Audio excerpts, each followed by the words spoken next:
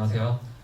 데이터야 놀자 2022에 참여해주신 여러분, 저희 IMF 세션에 참여해주셔서 진심으로 감사드립니다. 이번 시간에는 저희 IMF에서 데이터 팀을 시작하며 부딪혔던 현실의 문제들과 문제를 해결하는 과정, 그 경험, 시행착오에 대해 소개해드리고자 합니다. 저는 IMF에서 데이터 큐브 팀 리더를 맡고 있는 조성균입니다. 최근까지 백엔드 엔지니어로 일해왔고 올해 초 IMF에 합류했습니다. 손으로 하는 작업이나 사람을 통해서 이루어지는 데이터 처리를 자동화하는 것부터 시작해서 클라우드 데이터 플랫폼을 하나씩 구성하는 일을 맡고 있습니다. 무엇이든 단 한 번에 또는 단기간에 이루어질 수 없고 열과 성이 들어가야 한다는 사실을 배우고 있습니다. 오늘 소개드릴 내용은 크게 5가지입니다. 먼저 IMF과 데이터 큐브 팀의 시작 소개할 예정입니다. 다음 그 과정에서 큰 도전이 되었던 3가지를 소개드리면서 어떤 문제가 있었는지, 시도한 해결은 무엇이었는지, 그를 통해 얻은 교훈은 무엇이었는지 말씀드리겠습니다. 마지막으로 IMF에서 데이터 큐브 팀의 고민과 또 앞으로에 대해서 여러분들과 얘기하는 시간 갖겠습니다. IMF는 누구나 쉽게 웹사이트와 쇼핑몰을 제작하고 운영할 수 있는 노코드 이커머스 솔루션입니다.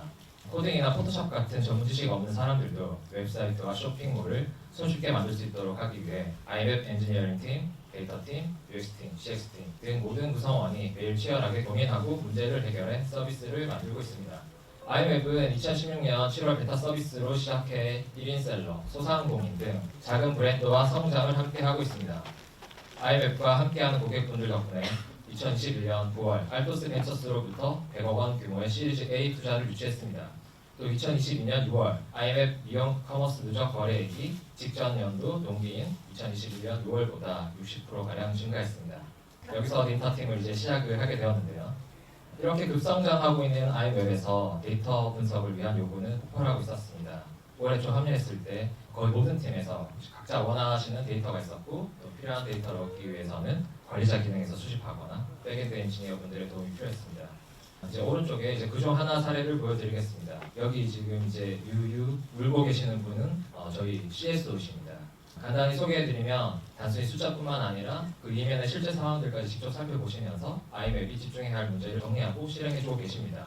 그래서 중요한 전략적인 의사결정을 위해서 데이터를 보셔야 하는데 이렇게 압축 파일을 갖게 되고 또 그 안에 여러 개의 파일로 나눠져 있는 상황이었습니다. 그래서 엔지니어의 도움이 필요했고요. 이 데이터 합치신 후에 또 분석을 위한 다양한 전처리 과정이 필요했습니다.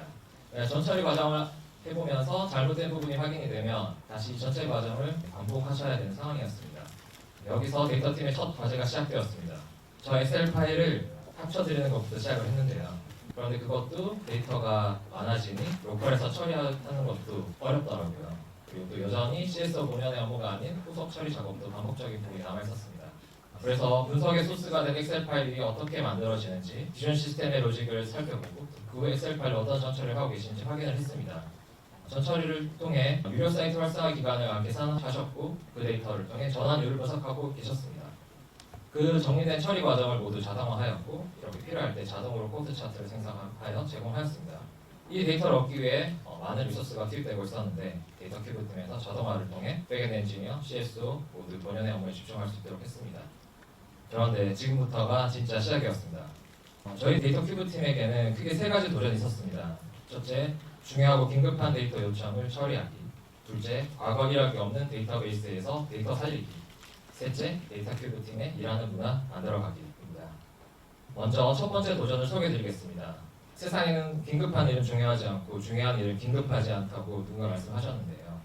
이런 데이터가 필요해 하고 저희 팀에 요청하실 때는 대부분 정말 중요하다, 이번 주까지 꼭 필요하다라는 말씀을 곁들여 주셨습니다. 그런데 이런 요청을 하시는 분이 한 분이 아니라 회사 내 거의 대부분의 팀에서 요청을 해주셨습니다. 저는 여기서 첫 번째로 데이터를 제공하는 시스템을 개선해야 했습니다. 기존에 로컬에서 처음 시작할 때 작업했던 것들은 데이터를 수집하는 데도 시간이 걸리고 계산하는 데도 2시간 반 이런 걸리는 작업들이 있었고요. 제가 집에 가면 이제 일을 안 하는 상황이었죠. 그래서 다른 데이터 요청을 추가 처리하기는 한계가 있었습니다. 오른편에 보시는 장표가 저희가 이제 클라우드 데이터 플랫폼으로 이제 전환을 하면서 AWS의 솔루션 아키텍트 분들의 도움을 받아서 진행하는 과정입니다. 이제 로컬에서 작업은 없어졌고 매일 여러 데이터들이 클라우드 환경에서 처리되고 있습니다. 그리고 태블로나 슈퍼셋, 리더시로 데이터를 제공하고 있습니다. 그런데 현재 가장 많이 요청되고 있는 데이터 형태는 스프레드시트입니다. 늘어나는 분석 요청을 잘 처리할 수 있도록 시스템 및 프로세스를 계속 개선하였습니다. 그런데 또 저희 CSO로부터 DM이 도착합니다. 성균님 잠시 통화 가능하실까요? 지난 기간 데이터 중 저번 달 집계한 데이터와 이번 달 집계한 데이터가 왜 다르죠? 저는 기존 시스템이 처리하던 방식을 그대로 잘 가져왔고 제시한 기준을 잘 반영을 했는데 저 엔지니어니까 그 처리 과정에 문제가 있었는지 다시 한번 살펴보겠습니다 라고 답했습니다. 아이맵은 기본 홈페이지를 이제 무료로 시작한 후에 무제한 페이지 또는 무제한 상품 등록 등 고객이 원하는 기능이 있는 버전을 구독하는 서비스입니다. 서비스를 운영하는 관점에서는 고객이 결제를 하면 그만큼 구독 기간을 설정해주고 구독 기간이 끝났을 때는 이용 제한을 하는 정도면 큰 무리가 없습니다. 그러다 보니 데이터베이스에서는 과거 구독 이력 정보가 빠져있는 상황이 계속되어 왔습니다. 해당 이슈를 확인 후에 여러 가지로 좀 혼란스러웠는데요. 다행히 결제 및 주문 이력은 잘 남아 있었습니다. 그 주문 이력을 기반으로 최대한 과거의 구독 이력을 살려냈습니다. 이제 오른쪽에 보시는 파란색 부분은 저희가 이제 기존에 가지고 있는 데이터고요. 주황색 부분은 그 데이터를 기반으로 다시 살려낸 데이터입니다. 이렇게 기존에 집계할 때마다 변할 수밖에 없는 최신 정보를 가지고 처리를 하던 부분에서 과거 이력을 살려서 여러 가지 지표를 정확하게 구할 수 있도록 하였습니다. 그 처리 과정을 통해 코호트 차트를 그리고 구독 변화를 시각화하고 아이맵의 원스레 리커링 레비뉴를 확인할 수 있게 되었습니다. 물론 여전히 데이터의 품질을 높여야 하는 부분들이 많이 남아 있습니다. 한 번에 완벽할 수는 없다고 생각하고 과거 데이터로부터 어떻게 높은 품질의 데이터를 만들어낼지 계속 고민하고 있습니다. 마지막 세 번째 도전은 데이터 큐브 팀의 업무 문화이라는 방식 만들기였습니다. 저희 팀 멤버를 이제 경력 기간으로만 말씀을 드리면 신입 2분, 4년차 이하 1분, 그리고 대학생 인턴 3분이 계셨습니다. 이분들과 함께 데이터 팀을 구성하는 건 저에게는 또 다른 도전이었습니다. 아이맵의 문화에 대한 키워드입니다. 저에게는 일하는 문화가 어떻게 우리를 팀으로서 함께 성과를 내게 만드는지 배울 수 있었던 시간이었는데요. 우분투는 저희 대표님, 노히어로즈는 저희 CTO, 나머지 하나는 저희 팀을 한번 운영해보면서 또 제가 질문하기라는 단어로 적어봤습니다. 왜 질문하기인지 좀 더 같이 보시겠습니다. 팀을 운영을 하면서 제가 받은 질문 중에 가장 인상 깊었던 것은 데이터 분석이 뭐고 어떻게 하는 거예요? 라는 질문이었습니다. 데이터 팀 점심 식사 중에 받은 질문이었는데 엉뚱하다는 생각도 들면서 본질적인 질문이기도 해서 바로 대답을 못했습니다. 집에 가서 제목에 분석이 들어간 책도 다시 찾아보고 인터넷에 검색해봤습니다. 결국 제가 존경하는 스승의 말씀을 전달드릴 수밖에 없었는데요. 분석이란 말 그대로 쪼개는 것이다. 어떻게 그 대상을 쪼개볼 것인지 결정하는 것이고 거기서 자기만의 독창성을 발휘할 수 있는 곳이다. 엉뚱한 질문에 약간 산으로 간 대답이었을지도 모르겠습니다. 당시 저희끼리도 웃기기도 했지만 진지하기도 했었던 것 같은데 분명한 건 그 뒤로도 너나 할 것 없이 본질에 대한 질문들이 계속 이어졌습니다. 그런 질문과 답변 속에서 존중과 신뢰가 쌓이기 시작했습니다. 저는 데이터 분야의 A에서 Z를 모르는 상황이었고 모든 상황에 대한 최적의 솔루션을 알지 못했습니다. 저에게는 우리 팀의 미션을 위해 눈앞의 문제를 함께 고민하고 해결해 나갈 동료가 필요했습니다. 그런데 막상 또 사람과 함께하니 각 개인의 성취도 매우 중요하다는 생각이 들었고 그 두 가지를 잘 이어내고 싶었습니다. 그래서 저의 한계를 솔직히 나누고 멤버들과 함께 질문했습니다. 우리 팀은 왜 존재하는지, 그리고 지금 풀어야 할 문제가 무엇인지, 그리고 다시 개인 수준에서 질문했습니다. 여러분은 여기 왜 오셨나요? 이 문제를 풀기 위해 어떤 역할을 하고 싶으신가요? 저희 팀 이제 멤버분들이 만들어낸 결과물을 몇 가지만 이 자리에서 소개해드리고 싶습니다. 이것이 저희가 지금 만들고 있는 팀 문화에 의한 결과라고는 바로 연결시켜 설명드리지는 못하겠지만 함께 잠시 감상해 주시면 좋겠습니다. 첫 번째는 저희가 테이블 명세서를 손으로 하나씩 입력하는 작업이 좀 필요했습니다. 데이터를 분석하려고 했지만 어떤 데이터가 어느 곳에 있는지를 알지 못했었기 때문에 저희가 대략 400여 개의 테이블이 있는데 그 테이블들에 빠져있는 컬러들의 명세를 직접 작성을 했습니다.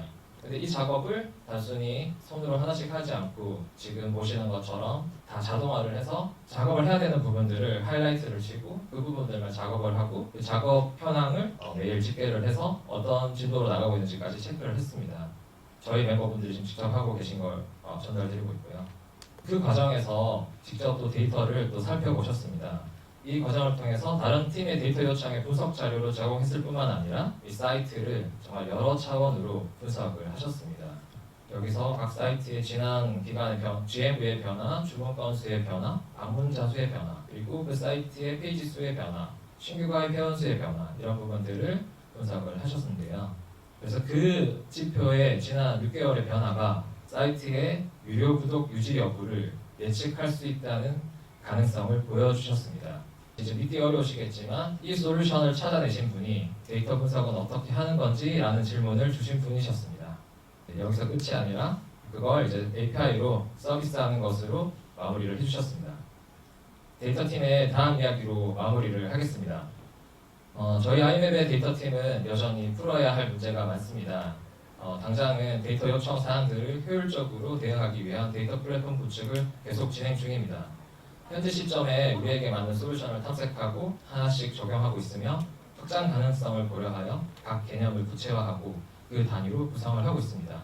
그리고 오른쪽에 보시는 것처럼 저희 아이맵을 사용하시는 기업, 또 개인의 산업 유형 분포는 정말 다양합니다. 이렇게 잘 쌓은 데이터와 또 인사이트로 아이맵 고객분들께 실질적인 도움을 드릴 수 있는 솔루션들을 제공하고 싶습니다. 분명 저 혼자서는 할 수 없는 과정이고 또 많은 도움이 필요합니다. 또 쉽지 않은 과정이겠지만 열과 성을 다한다면 노코드 이커머스 솔루션, B2B SaaS 분야에서 누구나 참고하고 싶은 데이터 플랫폼의 모범 사례가 자연스럽게 되지 않을까 생각합니다. 앞으로도 아이맵에 많은 관심 부탁드리며 다음에는 그런 이야기로 찾아뵐 수 있도록 하겠습니다. 지금까지 경청해주셔서 감사합니다.